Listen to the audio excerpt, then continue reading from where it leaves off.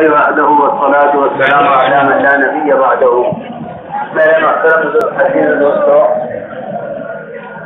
معلوم ہوا کہ عصری طلبہ، بھائی نام نے کہا کہ عصری طلبہ ہے. عصری طلبہ کا کیا مطلب ہے؟ عصری طلبہ کا مطلب یہ ہے اس بات کی تحقیق میں لگنے والے، اس بات کی تحقیق میں لگنے والے کہ اللہ کے غیر میں کیا ہے. اللہ کے غیر میں ریسرچ کرنے کو علوم عصریہ کہا جاتا ہے. اللہ کے غیر میں، اللہ کے غیر کی ریسرچ کو علوم عصریہ کہا جاتا ہے، اور اللہ کی تحقیق کرنے کو علوم نظریہ کہا جاتا ہے. نبی جو علم لے کر آئے اس کا مقصد ہے اس بات کی تحقیق کرنا کہ اللہ ہم سے کیا چاہتا ہے. قوموں کے بعد جو علوم تھے جو انہوں نے اپنے تجربات سے حاصل کیے تھے، قوموں کے بعد جو فنون تھے جنہوں نے اپنے تجربات سے حاصل کیا تھا، جب سے دنیا بنی ہے، انسان دنیا میں آیا ہے، اس وقت سے وہ مختلف چیزوں کی تحقیق کر رہا ہے. تحقیق کر رہا ہے اس لیے تاکہ دنیا میں وقتی طور پر اس کی ضروریات ان مادی چیزوں سے پوری ہو جائے. کس چیز میں کیا غذا ہے، کس غذا میں کس چیز میں کیا دوا ہے، کس جڑی بوٹی میں کیا فائدہ ہے. اللہ رب العزت اسے صرف وقتی طور پر اس لیے کھول دیتے ہیں اپنے بندوں پر، اس لیے نہیں کہ ضرورت پوری کرنے، بلکہ اس لیے کھول دیتے ہیں تاکہ وہ یہ دیکھے کہ یہ میرا بندہ میری ذات سے شفا کا یقین کرتا ہے یا دوا سے شفا کا یقین کرتا ہے. اس یقین کے امتحان کے لیے اللہ تعالیٰ نے مختلف پھولوں میں، مختلف پھلوں میں، مختلف جڑی بوٹیوں میں اور مختلف زمین سے اگنے والی چیزوں میں کچھ وقتی خاصیتیں ظاہر فرما دی ہیں، ورنہ سارا نظام صحت کا اور امراض کا یہ سب ہر آن ہر لمحہ اللہ کے قبضے میں ہے. ہر آن ہر لمحہ سارا نظام اللہ کے قبضے میں ہے. وہ بعض چیزوں کی خاصیت کو وقتی طور پر ظاہر کر دیتے ہیں یہ دیکھنے کے لیے کہ میرا بندہ میری ذات سے ہونے کا یقین کرتا ہے یا ان شکلوں سے ہونے کا یقین کرتا ہے. ایک صحابی نے آ کر عرض کیا کہ میرے بھائی کا پیٹ چل گیا ہے، اس کو دست آ رہے ہیں. آپ نے فرمایا اس کو شہد پلاؤ. اس نے اس خیال سے شہد پلایا کہ شہد کی تاثیر گرم ہوتی ہے، لیکن کہہ رہے ہیں پلانے کے تو پلا دو. وہ دست بڑھتے گئے، شہد پلاتا گیا. کئی مرتبہ آگر عرض کیا کہ دست زیادہ آ گئے ہیں. آپ نے فرمایا شہد پلاتے رہو کیونکہ تمہارا بھائی کا پیٹ جھوٹا ہے. میں تمہیں بتانا چاہتا ہوں وہ جھوٹ کیا ہے. وہ جھوٹ یہ ہے ہم سارے کے سارے طلبہ جس میں ہم علوم عصریہ میں ریسرچ کر رہے ہیں، یہ سب کا سب اللہ کی قدرت کے مقابلے میں جھوٹ سے زیادہ نہیں ہے. کیونکہ جب تک اس بات کی روزانہ تکذیب نہیں کرو گے اور روزانہ اس بات کو نہیں جھٹلاؤ گے، روزانہ اس بات کی تکذیب نہیں کرو گے اور روزانہ اس بات کو نہیں جھٹلاؤ گے کہ جتنی بھی دنیا کے اندر پھیلی ہوئی چیزیں ہیں ان کی تاثیر اصل نہیں ہے، اصل اللہ کا امر ہے. اصل اللہ کا امر ہے. جو ہوگا اللہ کے امر سے ہوگا، جو ہوگا اللہ کے امر سے ہوگا. اصل اللہ کا امر ہے، ریسرچ اصل نہیں ہے. ورنہ ہر زمانے کے تجربہ کرنے والے پچھلے زمانے والوں پر ہنس رہے ہیں. آج جتنی ٹیکنالوجی جو ہے اس طرح پہنچ گئی ہے، آج کے لوگ کل کے لوگوں پر ہنس رہے ہیں. وہ یہ کہتے ہیں کہ انہیں کچھ خبر نہیں تھی، ہمیں اصل خبر ہے. کل کو جو لوگ تمہارے بعد آئیں گے وہ بھی تم پر ہنسیں گے. اسی طرح ہوتے ہوتے ہوتے ہوتے دجال آ جائے گا. دجال کی آمد پر وہ لوگ دجال کی فتنہ کے شکار ہو جائیں گے جو ظاہر سے ہونے کا یقین رکھیں گے، کیونکہ دجال کے ساتھ ایک ظاہر ہوگا ایک باطن ہوگا. جو اس کا باطن ہوگا وہ ظاہر ہوگا، جو ظاہر ہوگا وہ باطن ہوگا. اس کی جنت اس کی دوزخ ہوگی، اس کی دوزخ اس کی جنت ہوگی. یہاں سائنس والے آ کر فیل ہو جائیں گے، کیونکہ سائنس والے آ کر فیل ہو جائیں گے کیونکہ وہ ظاہر پرستی کی وجہ سے اس کی جنت کو اس کی جہنم سمجھ بیٹھیں گے اور اس کی جہنم کو اس کی جنت سمجھ بیٹھیں گے. یہ یوں کہیں گے کہ نہیں، اللہ کے رسول صلی اللہ علیہ وسلم نے تیرے بارے میں ہمیں پہلے سے خبر دے دی تھی، اس لیے ہم تیرے فتنے پڑھنے والے نہیں ہیں۔ میری بات دھیان سے سننا، ہم جو ریسرچ کر رہے ہیں نا، اور اس ریسرچ پر سارے دنیا کے نظام کے چلنے کو کا یقین کر رہے ہیں، بات اصل یہ نہیں ہے۔ ساری قومیں، سارے ملوک، سارے بادشاہ، فرعون، نمرود، اس سے پہلے بعد کے سارے ہر زمانے کے بادشاہوں کا انبیاء علیہ السلام کے ساتھ مقابلہ یہی تھا۔ انبیاء آگے یہ کہتے تھے کہ ان مادی شکلوں سے نہیں ہوتا، اللہ کرتے ہیں، اپنی قدرت سے کرتے ہیں۔ کائنات کا نظام تو قدرت کے تعارف کے لیے ہے، ورنہ اس سے ضروریات کے پورا ہونے یا بیماریوں کے تھمنے کا کوئی تعلق نہیں ہے۔ آج کیوں نہیں غور کرتے اس بات پر کہ اس زمانے میں جتنی ریسرچ زیادہ ہے اتنی نئی بیماریاں زیادہ ہیں۔ 10 سال میں بیماری نہیں تھی وہ آج ہے، 50 سال پہلے بیماری نہیں تھی وہ آج ہے، 100 سال پہلے بیماری نہیں تھی وہ آج ہے۔ یہ کیا وجہ ہے؟ حالانکہ ریسرچ اور مادی شکلوں کی زیادتی دن بدن بڑھتی جا رہی ہے، لیکن ان کے ساتھ ساتھ بیماریاں بھی بڑھ رہی ہیں، کیونکہ بیماریوں کا تعلق موسم اور نظام کائنات سے ہرگز نہیں ہے، قطعاً نہیں ہے۔ بیماریوں کا تعلق مسلمان کے بدن سے نکلنے والے اعمال سے ہے۔ اس کی بدعملی پر اس کے اعضاء بیمار ہوں گے، اس کی نیک عملی پر اس کے اعضاء صحت مند رہیں گے، کیونکہ آپ اندازہ کریں معاشرے کی لائن کی بیماریوں سے ایڈس کی بیماری پیدا ہوتی ہے، معاشرے کی لائن کے گناہوں سے ایڈس کی بیماریاں پیدا ہوتی ہیں۔ ہمارا سب کا ذہن صرف ظاہری شکلوں میں ریسرچ کرنے پر چل رہا ہے، جس کی وجہ سے ہمارے سامنے سے یہ حقیقت بالکل ہٹی ہوئی ہے کہ ان بیماریوں کا صحت کا نظام غیبی سے کیا تعلق ہے۔ اس کو کوئی جانتا نہیں کہ نظام غیبی سے اس کا کیا تعلق ہے۔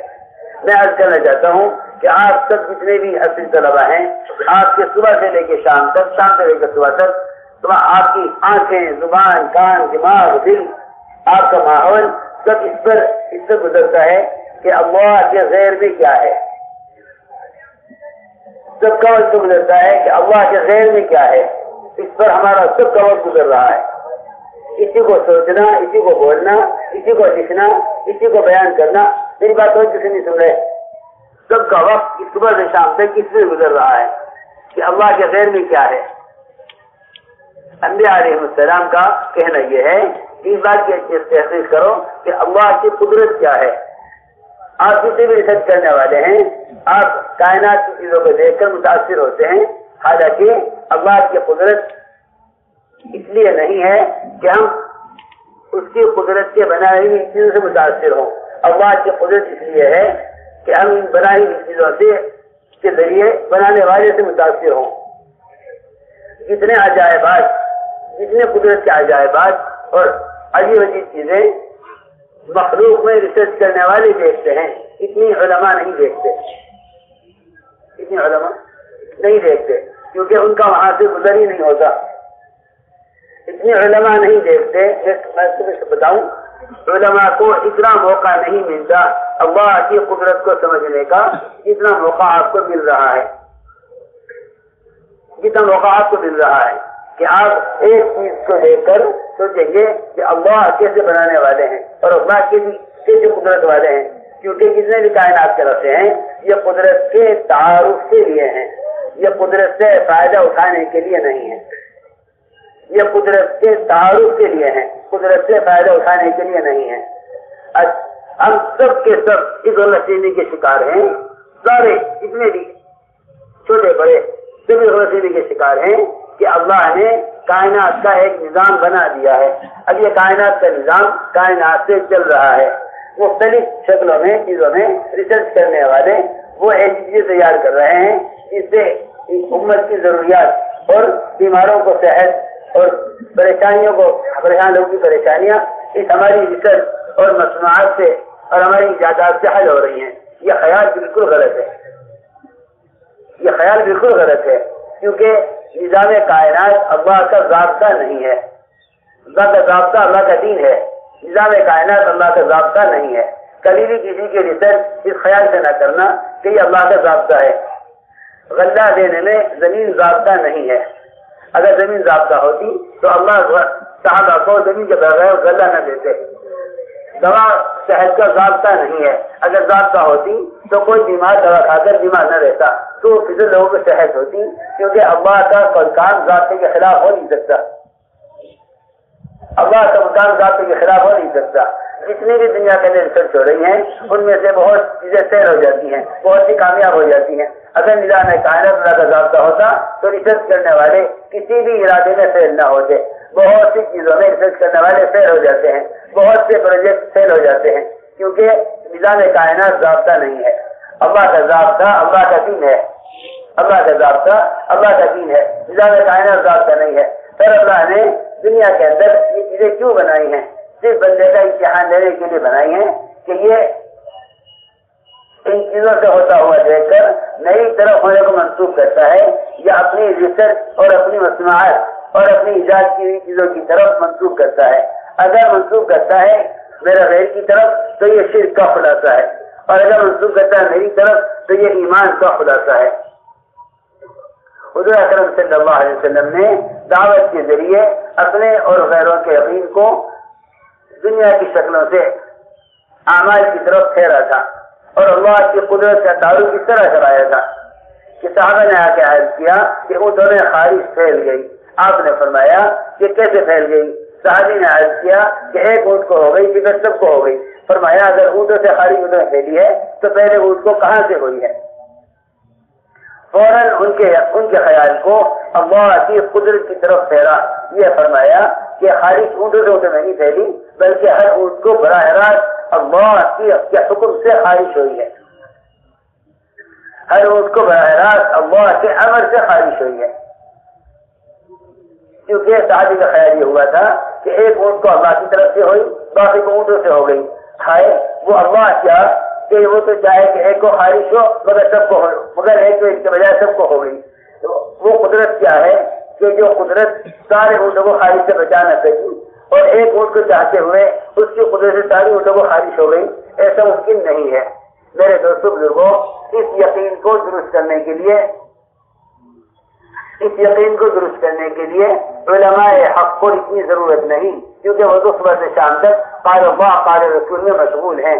اس کی سب سے زیادہ ضرورت آپ حضرات کو ہے، کیونکہ آپ صبح سے شام تک اللہ کے غیر سے ہونے کو سوچتے ہیں، اللہ کے غیر سے ہونے پر ریسرچ کرتے ہیں، اللہ کے غیر سے ہونے کو دیکھتے ہیں، اللہ کے غیر سے ہونے کو بولتے ہیں. اس لیے میں عرض کر رہا، جب بھی تم کالج سے نکلا کرو کسی کی ریسرچ کر کے فوراً یہ کہا کرو کہ نہیں اس سے نہیں ہوتا، اللہ کرتے ہیں، اور یہ سب کچھ ہر وقت اللہ کے قبضے میں ہے. یہ سب کچھ ہر وقت اللہ کے قبضے میں ہے. ایک آنکھ، ایک گھڑی بھی، ایک لمحہ بھی یہ اللہ کی قدرت سے باہر نہیں ہے. جب تک باہر نکل کر اور مسجد جماعت میں خود جمع ہو کر اور ساتھیوں کو مسجد میں جمع کر کے صبح سے شام تک اپنی ساری ریسرچ کی تجدید نہیں کرو گے، اس وقت تک اللہ کی ذات کے ساتھ تعلق محسوس نہ ہوگا. یہ روزانہ کا کام ہوگا، روزانہ کا کام. یہ ہمارے گھر کا موضوع ہے. میں عرض کر رہا کہ غیر طلبا اور وہ لوگ جو ہے مخلوق کی ریسرچ پر نہیں ہیں، ان کے لیے انتہائی ضروری ہے کہ یہ روزانہ اللہ کی توحید کی دعوت. بھائی رات میں دھیان سے نہ کرو، دھیان سے سنو. بس اللہ کی توحید کی روزانہ کی دعوت دیا کرو، اللہ کی توحید کی روزانہ دعوت دیا کرو. یہ نہ سمجھو سبھی والوں کا بیٹھ ہے میں شرکت کروں نہ کروں، موقع ہے یا نہیں ہے. نہیں، یہ گشت یہ تو کام کا نظم ہے، گشت دعوت نہیں ہے. گشت تو کام کا نظم ہے، کسی کو گشت کرنا ہے. تم دیکھو گے کہیں گشت صبح کو ہوگا، کہیں شام کو ہوگا، کہیں دن کو ہوگا، کہیں رات کو ہوگا. گشت کا ہونا تو نظم ہے، اصل تو دعوت ہے. کہ ہم نے اگر تاریخ میں یہ پڑھا ہے کہ اس سے یوں ہوتا ہے تو باہر نکل کر کہو کہ نہیں اس سے نہیں ہوتا، اللہ کے کرنے سے ہوتا ہے. جب تک اپنی ریسرچ کا صبح سے شام تک دعوت کے ذریعے انکار نہیں کرو گے اس وقت تک اللہ کی ذات کے ساتھ تعلق پیدا نہ ہوگا. کیونکہ جب بارش کو جوڑ دو گے موسم سے تو موسم کے علاوہ اللہ سے بارش سے نہ سکو گے. تو جب ایک رات میں بارش ہوئی، آپ نے فرمایا کہ تم میں سے بعض لوگ کافر ہوں گے، بعض مومن. صحابہ نے عرض کیا وہ کیسے کافر ہو جائیں گے؟ آپ نے فرمایا یہ کہے گا بارش پرستاری کی وجہ سے ہوئی ہے۔ ہم اس بات کی داعی ہیں کہ بارش موسم سے نہیں ہوتی، اللہ کے امر سے ہوتی ہے۔ وہاں جی آپ کا فرماتے تھے ایک پتا اگر درخت سے گرتا ہے، سائنس کہتا ہے کہ اتنی مدت کے بعد یہ پتا سوکھ جائے گا، اتنی مدت کے بعد گر جائے گا۔ یہ اللہ کو بھلانے کا راستہ ہے، یہ اللہ کو بھلانے کا راستہ ہے۔ جیسے ایک پتا درخت سے گرے، یوں نہ کو سوکھنے کی وجہ سے گرا ہے، وہ اللہ کے امر سے گرا ہے۔ اگر امر نہ ہوتا تو یہ درخت زندگی بھر بھی اگر یہ کھڑا رہتا قیامت تک، اس کا پتا سوکھ کر گرنے والا نہیں تھا جب تک اللہ کا امر نہ ہوتا۔ میں اسے یاد کر رہا کہ مادی اور ظاہری شکلوں میں ریسرچ کرنے نے ہمیں اللہ کو بالکل بھلا دیا ہے، اللہ کو بالکل بھلا دیا، ایسا بھلا دیا کہ اب دنیا میں جو بھی کچھ ہوگا ہم اس کو کائنات سے جوڑ دیں گے۔ جب دنیا کے تغیرات کو کائنات سے جوڑیں گے تو دنیا کے تغیرات ہمیں اللہ کی یاد نہیں دلائیں گے۔ زلزلہ آئے گا، سائنس والے کہیں گے زلزلہ ان وجوہات کی وجہ سے آتا ہے، تم کہو نہیں زلزلہ وجوہات سے نہیں آتا، بلکہ زلزلہ اللہ کے امر سے آتا ہے، زنا کے عمل پر آتا ہے۔ یہ کہنا اللہ کا تعارف کرائے گا اور معاشرے کو ٹھیک کرے گا کہ زنا سے زلزلہ آتا ہے۔ تمہارے کسی کالج میں پڑھایا نہیں جاتا ہوگا کہ زلزلے کی وجہ سے، کہ زلزلہ زنا کی وجہ سے ہوتا ہے، یہ نہیں پڑھایا جاتا ہوگا۔ یہ پڑھائیں گے کہ کیا وجوہات ہیں، کیونکہ دونوں طرح کا علم دے دیا گیا۔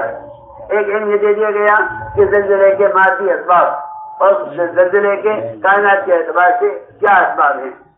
یہ تو انسان کا جہل ہے، یہ تو انسان کا جہل ہے کہ زلزلے کی کیا ذرائع ہیں، یہ جہل ہے، یہ جہل ہے کہ زلزلے کی کیا ذرائع ہیں۔ اور یہ علم نبی لے کر آئے ہیں کہ جب اللہ کی زمین پر زنا ہوتا ہے تو زمین تھرا اٹھتی ہے کہ مجھے اللہ کے سجدے کے لیے بنائی گئی تھی، یہ مجھ پر زنا کیوں ہو رہا ہے۔ اللہ رب العزت فرشتوں کو حکم دیتے ہیں کہ زمین کے جو باغ سنبھالے ہوئے ہیں کہ زمین کو حرکت دے دیں، اس سے زلزلہ آتا ہے۔ سائنس والے کہیں کہ کبھی نہیں پڑھائیں گے کہ زلزلے کی کیا اسباب ہیں، کیونکہ وہ ظاہری شکل بتلائیں گے کہ زلزلے کی کیا ظاہری اسباب ہیں۔ ان ظاہری اسباب کو زنا کرنے والے کبھی نہ سمجھیں گے۔ اگر یہ بتایا جائے کہ زنا سے زلزلہ آتے ہیں تو زلزلہ زنا سے توبہ کا ذریعہ بنے گا، ورنہ چلتے اس راستے میں ہم یہاں تک پہنچ جائیں گے کہ سائنسدانوں سے کہیں گے کہ اگر تمہارے پاس علم ہے تو تم کوئی ایسا آلہ تیار کر دو جو زلزلے کے آنے سے پہلے خبر کر دے، تاکہ اتنی دیر پہلے معلوم ہو جائے زلزلے کی آمد کہ لوگ اپنا علاقہ خالی کر دیں کہ اتنی دیر کے بعد زلزلہ آئے گا۔ یہ اللہ تعالیٰ کی قدرت کے ساتھ کھیل کرنا ہے۔ اللہ نے فرمایا قرآن میں أَفَأَمِنَ أَهْلُ الْقُرَىٰ أَن يَأْتِيَهُمْ بَأْسُنَا بَيَاتًا وَهُمْ نَائِمُونَ أَوَأَمِنَ أَهْلُ الْقُرَىٰ أَن يَأْتِيَهُمْ بَأْسُنَا ضُحًى وَهُمْ يَلْعَبُونَ کہ کیا یہ ساری دنیا کے سائنسداں، ساری دنیا کے سیاستداں کیا یہ سمجھ لیتے ہیں کہ یہ اطمینان سے رہیں گے؟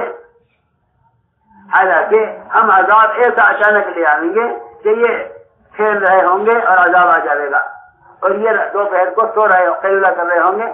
قیلولہ کیوں فرمایا؟ رات کی لمبی نیند کیوں نہ فرمایا؟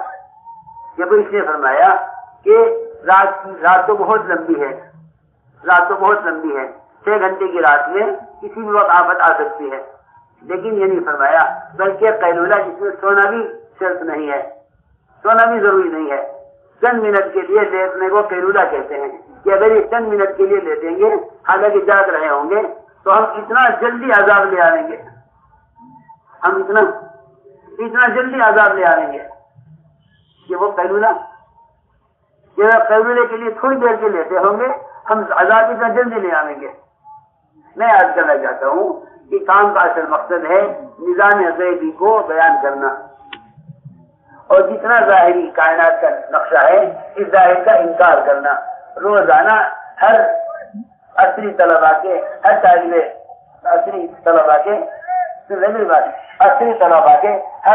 فن سے اس کا مطالبہ ہے کہ یہ روزانہ ملاقاتوں کے ذریعے دعوت دے کر مسجد میں لوگوں کو جمع کیا کریں اور مسجد کے ماحول میں لا کر ایمان بالغیب سمجھایا کریں۔ کہ بھئی کرنے والی ذات اللہ کی ہے، اس کے کرنے کے ضابطے یہ کائنات کے نقشے نہیں ہیں جنہیں ہم پڑھ رہے ہیں، جن میں ہم ریسرچ کر رہے ہیں، بلکہ اللہ کی طرف سے کامیابی کا ضابطہ اللہ کا دین ہے۔ اس طرح روزانہ ہمیں دعوت کے ذریعے لوگوں کو کائنات کے ظاہری نقصے کے یقین کو ہٹانا اور اللہ کی ذات تعالی پر ان کے یقین کو لانا، یہ ہمارا روزانہ کا کام ہے۔ جب روزانہ کی دعوت دو گے تو پھر جب اپنے ریسرچ کے ماحول میں جاؤ گے تو تمہیں اس دعوت کی وجہ سے ہر چیز میں اللہ نظر آئیں گے، وہاں دعوت دینے کی وجہ سے ہر چیز میں اللہ نظر آئیں گے کہ ہاں یہ اللہ نے کیا، یہ اللہ کر رہے ہیں، ایک ایک چیز اللہ کا تعارف کرا دے گی۔ لیکن اس سے ہمیں گزر جانا پڑے گا کہ جب اللہ کر رہے ہیں تو ہماری ظاہری کوشش سے کچھ نہیں ہوگا، اس سے ہمارا یقین شکل سے اعمال کی طرف پھرے گا۔ سنو دھیان سے، اس سے ہمارا ادھر دیکھو، اس سے ہمارا یقین شکل سے اعمال کی طرف پھرے گا۔ ایک طرف سے تقاضا آئے گا ایک مادی شکل کا، ایک طرف سے تقاضا آئے گا نماز کا۔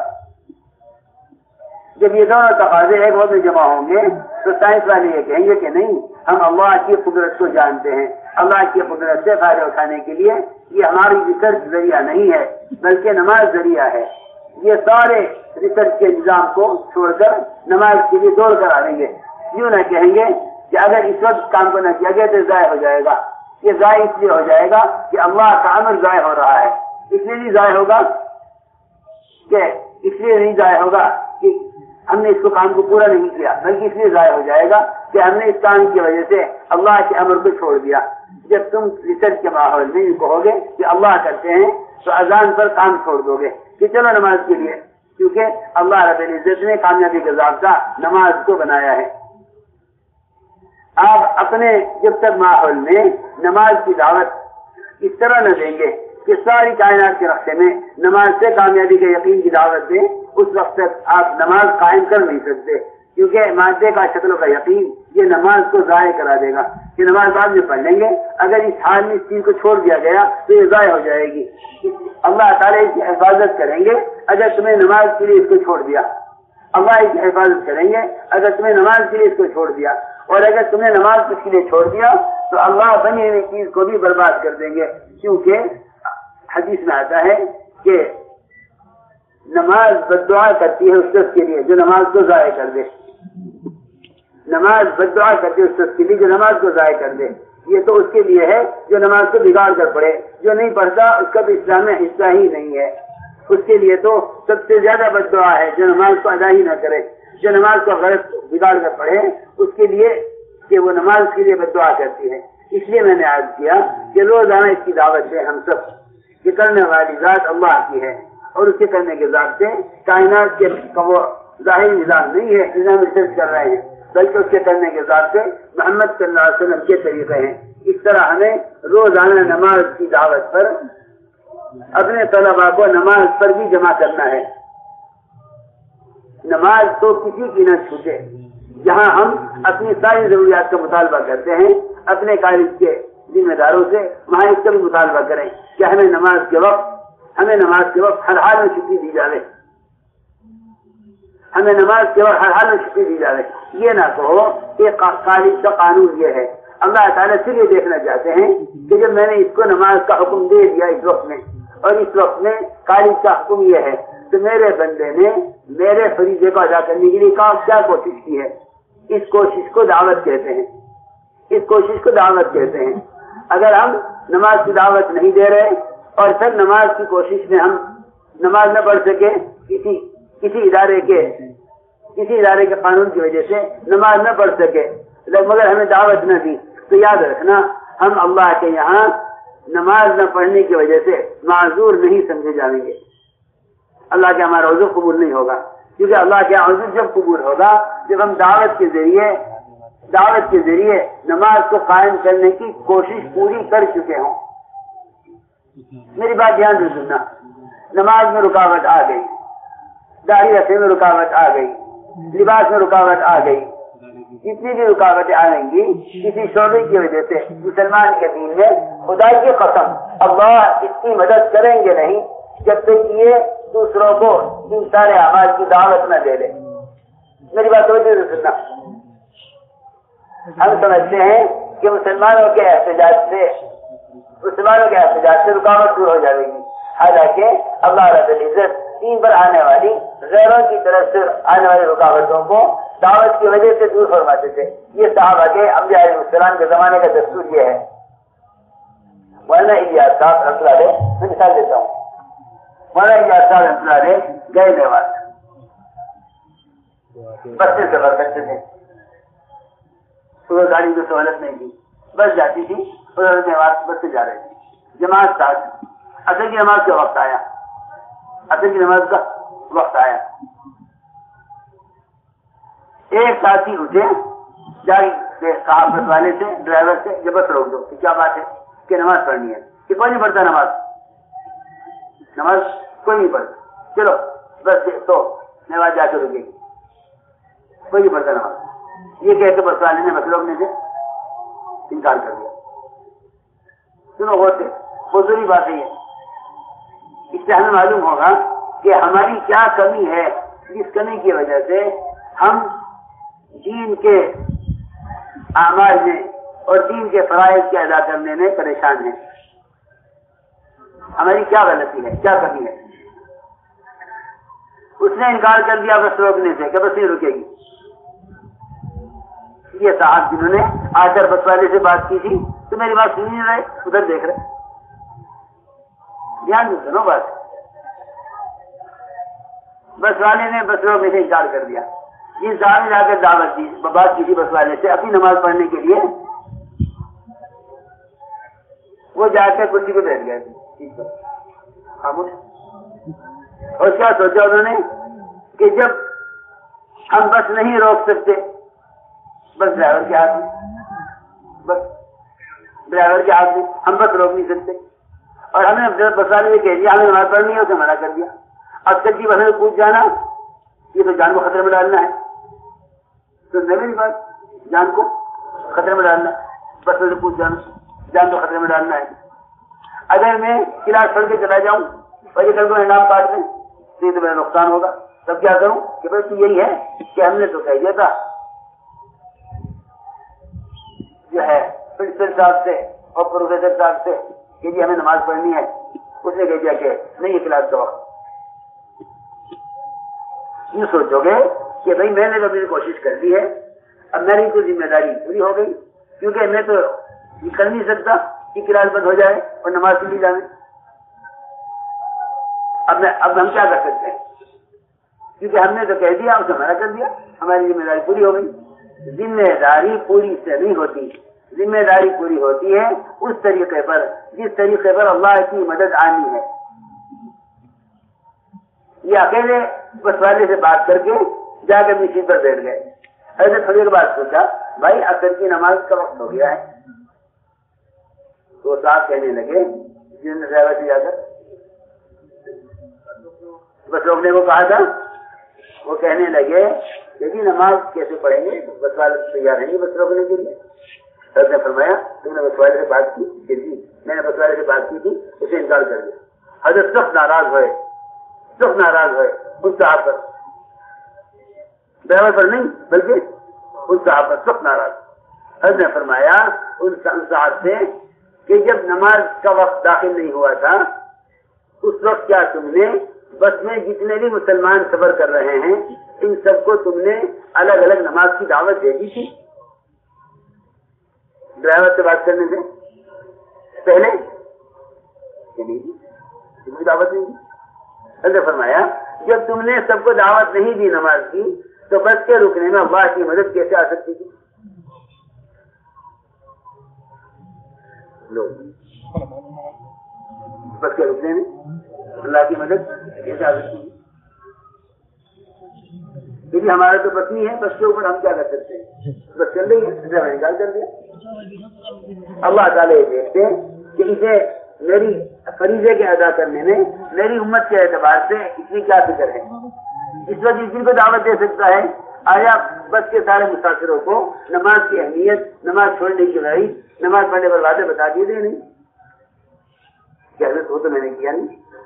میں بھی سوچ کے گیا تھا کہ ڈرائیور سے بات کریں گے، وہ روک دے گا، بس ہم نماز پڑھ لیں گے. उसने कहा कि नहीं रुकेगी, बस बात खत्म हो गई।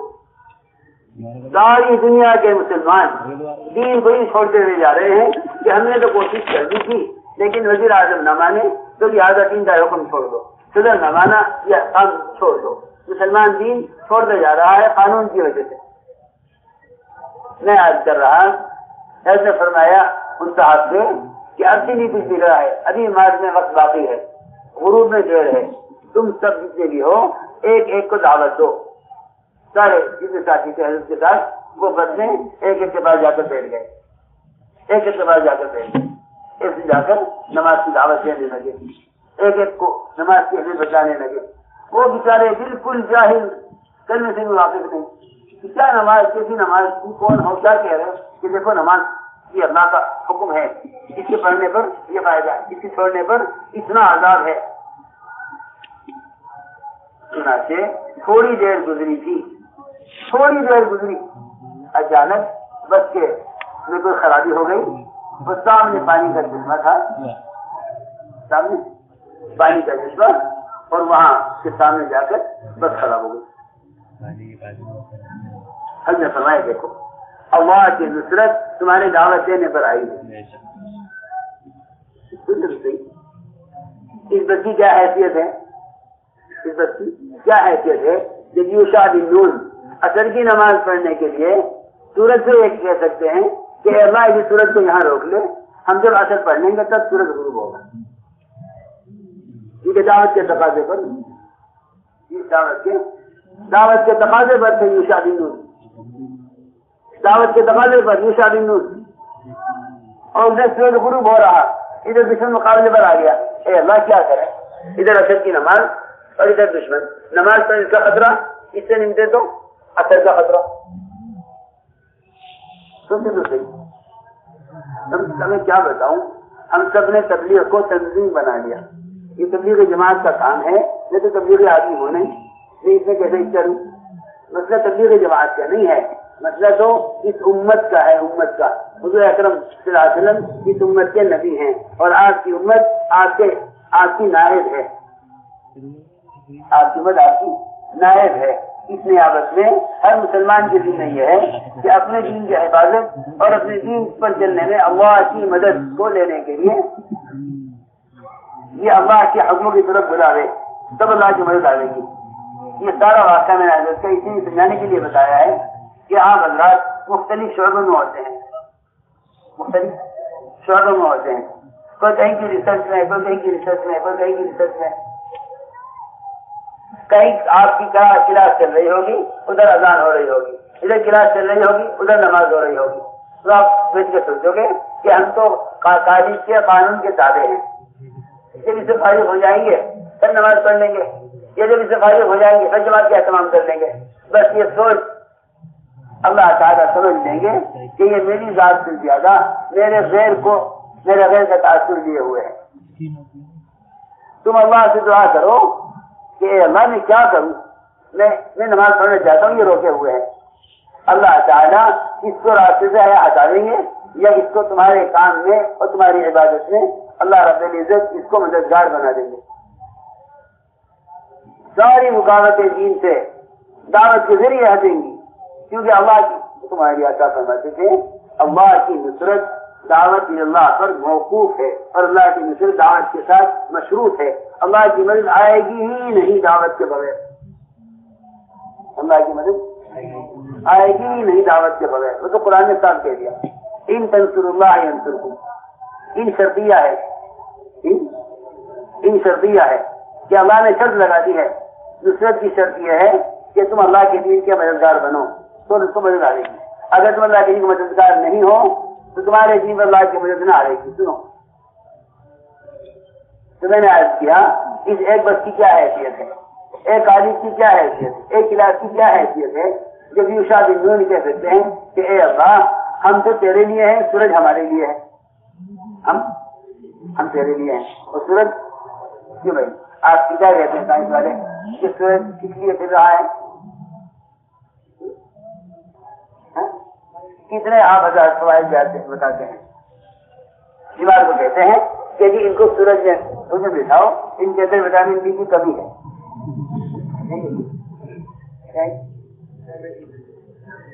ہاں بتا دیں ڈاکٹر شعیب بتا دیں جی کی کمی ہے انہیں سورج نہیں دکھاؤ سورج کی شعائیں لگاؤ ان کو ورنہ ایسے ہو جائیں گے بیٹھے بیٹھے ان کی ہڈی ٹوٹ جائے گی کتنا کمزور ہو جائیں گے وٹامن ڈی کے کم ہونے سنو دنیا سے کتنا بڑا ہے سورج 13 لاکھ 11 لاکھ بڑا گنا بڑا سورج ایک چھوٹی سی جماعت چند افراد کی اے اللہ سورج کو یہاں روک دے کیونکہ ہمیں اثر پڑنی ہے میں حیران ہوں کہ آپ لوگ دعوت کے میدان میں ایسے اترے نہیں کہ آپ سارے نظام کو اپنی نماز اور مسجد کے اعتبار سے چلا کے سمجھتے تھے اللہ رب العزت دعوت کے کام کرنے والوں کے لیے سارے باہر کے شعبوں کو مسجد کے تابع کر دیں گے. مارکیٹ اس وقت کھلے گی جب نماز ہو جائے گی, گاڑی اس وقت چلے گا جب نماز ہو جائے گی, گاڑی بند ہو جائے گا جب نماز کھڑی ہوگی. کیونکہ اگر باہر نکل کر دعوت نہیں دو گے تو دنیا کے تمام شعبوں میں دین پر چلنے کے لیے اللہ کے غیب نصرت نہیں دیکھو گے, بلکہ دنیا کے شعبے میں فرائض سے روک دیں گے. دنیا کے شعبے نہیں, دنیا کے شعبے تمہیں بری بات سنو, دنیا کے شعبے تمہیں فرائض سے روک دیں گے. اگر اللہ نے دعوت نہ دو گے تو ان شعبوں کا وہ تاثر دل میں پیدا ہوگا جس کی وجہ سے یہ کہو گے کہ بھائی کیا کریں, اصل میں نماز تو ضرور پڑھ لیتے لیکن کیونکہ یہ قانون ہے, قانون اللہ کا ہے, قانون اللہ کا ہے, کیونکہ تم روزانہ اس کی دعوت نہیں دیتے اس لیے تم کہتے ہو کہ قانون ملک کا ہے. قانون ملک کا نہیں ہے, قانون اللہ کا ہے, قانون اللہ کا ہے. بس اللہ یہ دیکھنا چاہتے ہیں کہ میرا بندہ میری طرف بلانے میں, میرا بندہ میری ذات سے ہونے کا کتنا یقین کرتا ہے. اگر یقین اللہ کی ذات پر ہے پھر تو اللہ رب العزت قانون کے خلاف کر کے نکلائیں گے, اور اگر یقین قانون پر ہے تو پھر قانون کے حوالے کر دیں گے, پھر قانون کے حوالے کر دیں گے. سنو, بہت سے ایسے کام ہوں گے جنہیں تم کرنا چاہو گے دین کے, یہ کہیں گے کہ نہیں بھائی آپ یہ کر سکتے یہ نہیں کر سکتے, تو آپ یہ کہیں گے کہ اچھا ایسا کرتے ہیں آپس میں مل کر مشورہ کر لو کہ بھائی ایک بات ہم دین کی مان لیں, ایک بات ہم دین کی مان لیں دین کے بارے میں, اور دو بات ہی ہماری مان لیں گے. اسے کہتے ہیں آپس میں دینی سمجھوتا, دینی سمجھوتا کہ بھائی دیکھو بھائی یہ تو فرض ہے اور یہ سنت ہے, یہ ہمیں سنت سے روک رہے ہیں اور یہ کہہ رہے ہیں کہ اگر آپ اس سنت سے باہر آ جاؤ تو ہم آپ کو یہ فرض ادا کرنے دیں گے. سنو میری بات دھیان دو, آپ اگر یہ بات مان لو کہ آپ اگر اس سنت کو چھوڑ دو تو آپ کو اس فرض تعمیر کی اجازت دے دیں گے, تو مسلمان یہ کہے گا کہ بھائی ایک سنت کو چھوڑنے کی وجہ سے اگر ایک فرض پر ادا کرنے کا موقع مل رہا ہے تو اس میں کیا ہے,